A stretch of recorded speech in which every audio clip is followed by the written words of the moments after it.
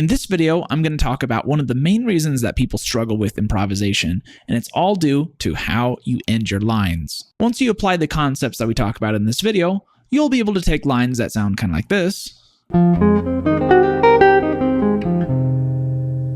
and make them sound like this.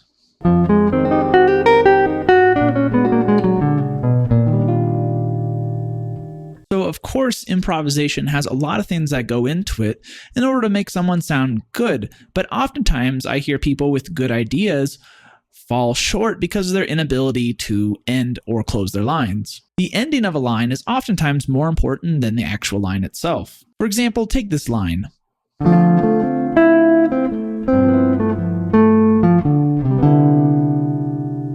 It's just a simple arpeggio with rhythm and sounds fine, but doesn't really resolve or seem finished at the end. Now we're going to apply what I like to call line closers to this, and let's see what happens.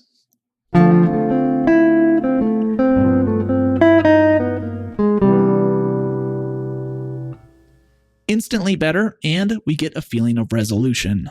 Okay, so what are line closers? These are small phrases that people usually use to end their lines that are built off of the chord tones of our dominant chord. So let's look at the key as C for today and focus on the 5-7 chord being G7, resolving to our 1 chord being C major 7. We're going to play line closers today off of all the notes of a G7 chord.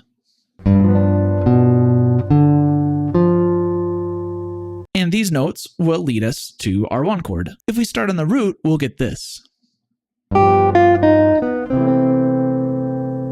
Notice it goes root of the dominant chord and then resolves to the root of our 1 chord. Now our next line closer is off the 3rd of our dominant chord. Then we have the 5th. And finally, the flat 7. Now we have 4 different small phrases that we can use to close or end our lines. Let's start applying them. So for our first example, let's play over a 2-5-1 in the key of C.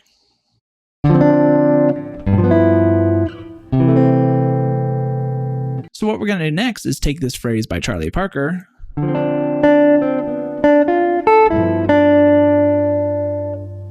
we're going to add our 4 different line closers to it and use our line closers to finish the language idea. What we need to do is target our different tones of our 5-7 chord on a downbeat. So to start, let's target the 3rd of our dominant chord being B. Our phrase ends with the note D, so let's lead into that B using an enclosure.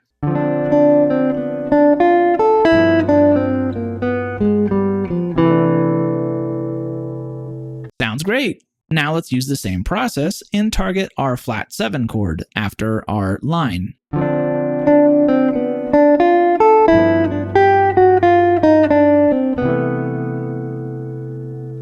Now let's target the 5th.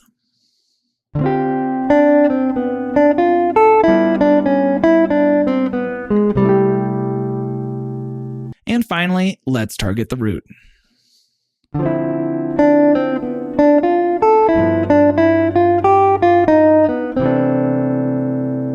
So you can see that we've taken our musical idea and turned it into 4 completely different phrases just by the way that we ended our line. It's all about getting to our target tone of the 5 chord at the right time. So next I want to cover line closers that are not on chord tones of our dominant chord, but rather on altered tones of our dominant chord. These altered tones are sharp 9, flat 9, sharp 5, and flat 5. Starting on these altered tones will make your phrase want to pull to the 1 chord even more. The most common one is usually off the sharp 5 of our dominant chord and sounds like this. The next one is off the sharp 9 and sounds like this.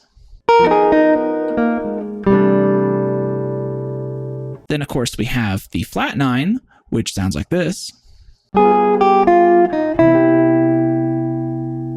And the least used one, but still very relevant and cool, is the flat 5, which sounds like this.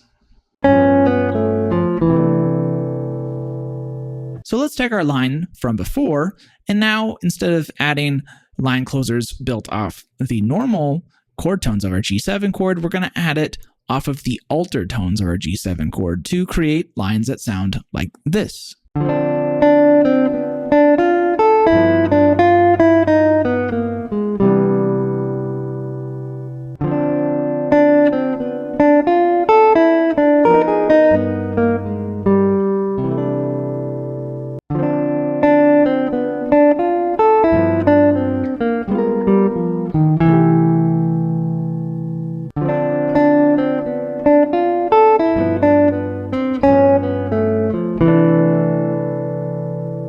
As you can see, it does add a more dissonant sound to our lines, which in turn makes it want to resolve even more to the one chord. Remember that when you're adding line closers to your lines, you need to think about two different things. First is what tone you're going to target for your line closer, and second is what beat that tone happens on in order to get your line to resolve right when the one chord does, or even slightly after it. It usually doesn't sound quite right if you resolve your line before the one chord happens. To demonstrate all this, I'm going to play over the first A section of the great standard, There Will Never Be Another You, and try to apply a lot of the different line closers we discussed in this lesson. If you want the PDF as well as the Guitar Pro for not only this etude, but every example that we covered in this lesson, then make sure to sign up on my Patreon, which you can find in the video description below.